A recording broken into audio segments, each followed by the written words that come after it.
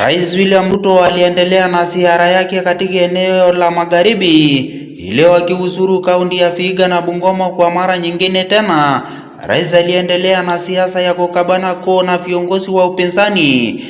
Kwani mtu amebeba tumbo hivi na kichwa imefimba kwa sababu ya kukula, mnafikiri anaweza kupanga?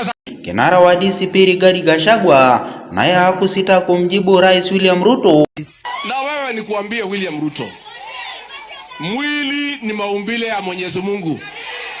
Kuna wamama hapa wako na mwili kubwa na hakuna kitu wamekula. Wengine wakijifungua wanaongeza uzito, si ati kuna chakula wamekula.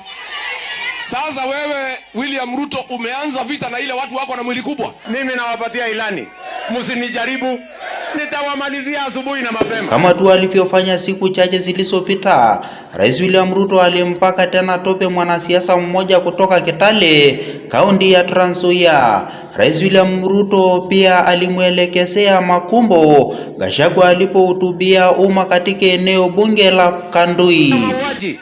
You have no business lecturing us in the Republic of Kenya. You have no space. And I want to say this without fear of any contradiction.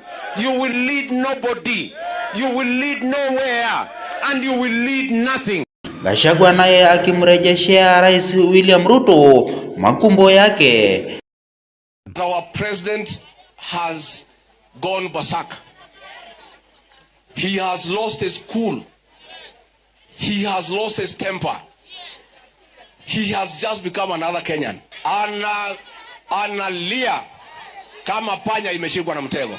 Wangapi wanasema watu wa ukabila waende Na huko Kilifi, naibu rais Profesa Kindhure Kindiki ambaye alihuzuru maeneo tofauti kuzindua miradi kadhaa ya barabara, pia aliwasuta viongozi wa upinzani kwa kile alikisema ni kukosa ajenda ya maendeleo. Alafu wako na Kiswahili mrefu hapa, wanaanza kulecture rais wetu na kumpatia mawaidha, na hao ni watu walikuwa na nafasi ya kusaidia ujenzi wa Kenya.